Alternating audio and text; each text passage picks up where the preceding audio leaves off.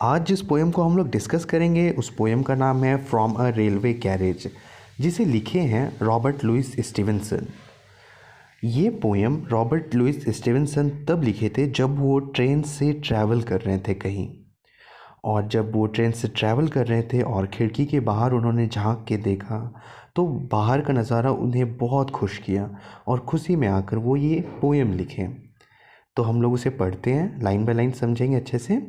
But line by line explain करने से पहले मैं रिक्वेस्ट करना चाहता हूँ आपसे कि अगर आप चैनल पे फर्स्ट टाइम आए हैं तो इस चैनल को सब्सक्राइब कर लें, ताकि आपको फ्यूचर में भी आपके कोर्स से रिलेटेड आपको वीडियोस मिल सके।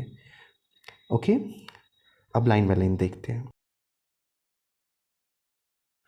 Faster than fairies, faster than witches, bridges and houses, hedges and ditches, and charging along like troops in a battle, all through the meadows, the horses and cattle।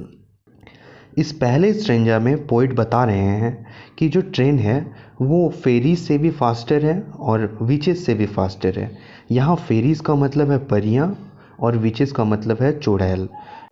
तो यहाँ पर poet जो है वो train की रफ़्तार को फेरीज़ की रफ़्तार और विचेस की रफ़्तार से बहुत ज़्यादा बताता है। जो परियां हैं उससे भी तेज़ ट्रेन चलता है और चुड़ैल से भी तेज़ चलता है। फिर जो बाहर दिख रहा है पोइट को खिड़की के, वो क्या क्या दिख रहा है?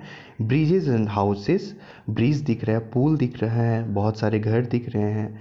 हेजेस एंड डीचेस, हेजेस का मतलब होता है घर के बाहर जो बाउंड्री दिया हुआ रहता है लकड़ी का और उसके ऊपर कोई घास हो जाता है या फिर झाड़ी जो हो जाता है उसे कहते हैं हेजेस। और डीचेस का मतलब होता है गड्ढा।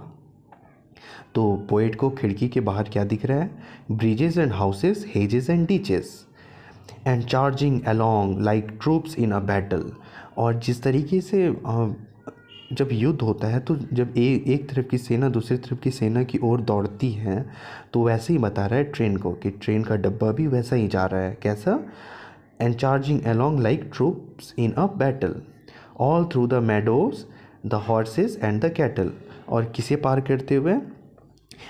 एक ग्रीन फील्ड जहाँ पर घोड़ा और कुछ मवेशी, मवेशी कैटल को कहते हैं मवेशी, मवेशी का मतलब गाय बकरी भैंस, जहाँ पे चर रहे होते हैं उस फील्ड को पार करता है। यहाँ मैडो का मतलब है जहाँ पे फील्ड रहता है, जहाँ पे बहुत सारा घास रहता है, उसे कहते हैं मैडोज।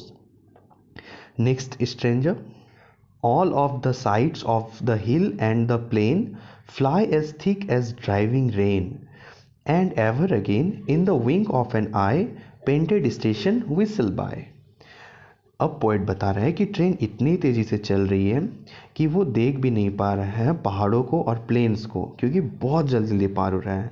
ऐसा लग रहा है कि कोई बारिश का बूंद हो जो कि तुरंत तुरंत आ रहा हो। Fly as thick as driving rain and ever again in the wink of an eyes. और पलक झपकते ही वो पहाड़ चला जाता है, पलक झपकते ही वो प्लेन्स पार हो जाता है ट्रेन स्पीड में। तो फिर पेंटेड स्टेशन विसल बाय, और फिर जब स्टेशन आता है तो वहाँ पर ट्रेन सीटी बजाकर रुकती है और पार होती है वहाँ से। Here is a child who clambers and scrambles all by himself and gathering brambles. Here is a tramp who stands and gazes, and there is a green for stringing the daisies। Poet खिड़की के बाहर देखते हुए बोलता है कि वहाँ एक बच्चा है जो कि क्लाइंब कर रहा है एक पेड़ के ऊपर बहुत। एंड क्लाइंबर्स का मतलब चढ़ना, स्क्रैम्बल्स का मतलब होता है संघर्ष करके, मेहनत करके चढ़ना। All by himself and gathering brambles, brambles का मतलब है सर्ब्स, जड़ी बूटियाँ।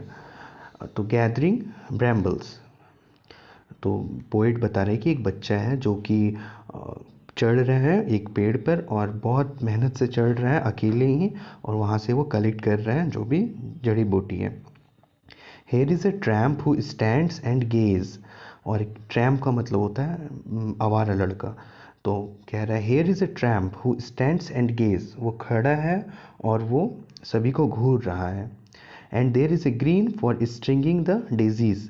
और जो कुछ औरतें हैं वो डेजी का हार बना रही है। डेजी एक फूल है, उसका हार बना रही है।